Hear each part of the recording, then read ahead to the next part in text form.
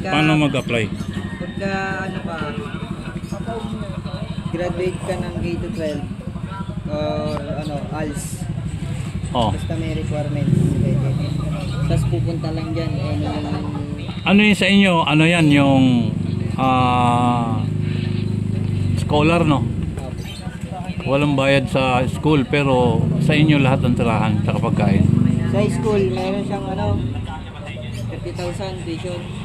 Tapos pwede siyang, pagka OJT ka na sa company, kakaltasan ka na, kasi may allowance na yun pagka habang nag-aaral ka, tapos nag-OJT sa company. Oo. I-deduct dun yung tuition mo nung mga nakaraang araw na 30,000. Oh, ganun. Doon siya magbabayad. Tapos yung mayroon ding food allowance, tapos May food allowance din. pwede siyang i-loan ka, kumbaga maglo-loan ka, utang mo Ayun. yung pagkain mo, Pwede tapos palang i-deduct i-loan. ulit sa sahod mo yun pagka nag-OJT ka na. Pag OJT pala may sweldo na. Aba, 75% ng sinasahod ng mga regular employee dun sa company. ayun. Mga balak yun, mag-a-apply tapos ng meron- scholar.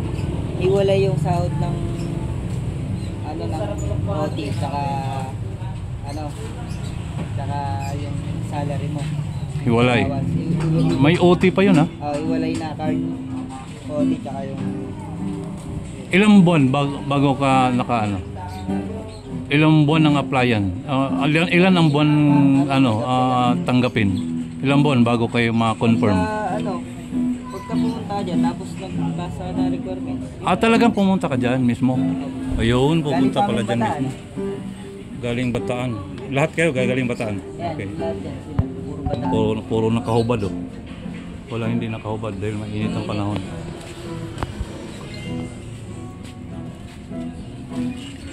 Yun, ang luwaltik kung paano mag-apply.